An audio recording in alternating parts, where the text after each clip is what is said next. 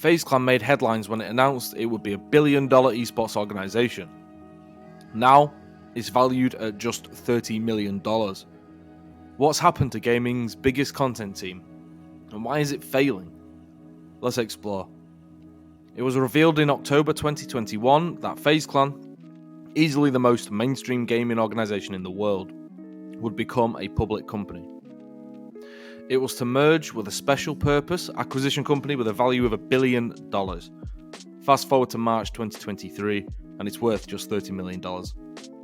That's not an accident. FaZe Clan's main product has always been hype, or as the kids say, clout. The problem with that is that that's not a product at all. Like other esports organizations, it was actually relying on sponsorships to make money. But the hype around esports as an industry, much like FaZe itself, has died off in recent times.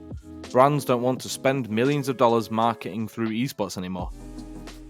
That means there isn't a tangible benefit worthy of the prices orgs like FaZe have been charging. And that's the brutal truth.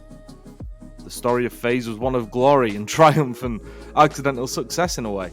It grew from a group of teenage COD players spinning on a map into the biggest outfit in esports, gaming even.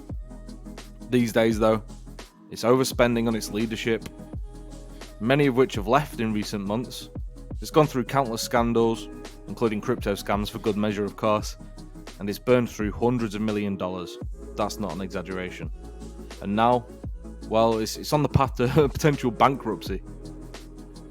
Even FaZe's long-term members like Rain and Teeqo have been speaking out against the quote-unquote new FaZe, a version of the company they see as being run by overcompensated suits that don't have the org's values at heart, that are just making it a shell of a company to try and make money but are just burning through cash in the process. In the third quarter of 2022, it made a net loss of $130 million. Let me repeat that. They burned through $130 million in just 3 months. That's ignoring their plummeting market cap, which has gone from $1 billion down to just 30 million, as I say. FaZe up? More like FaZe down. I'm sorry, that was awful. At this rate, the org may well only have enough money to last until November 2023. Evidently, something needs to change. Frankly, FaZe Clan needs something of value more than just the eyeballs of its fans. It's not working anymore, obviously.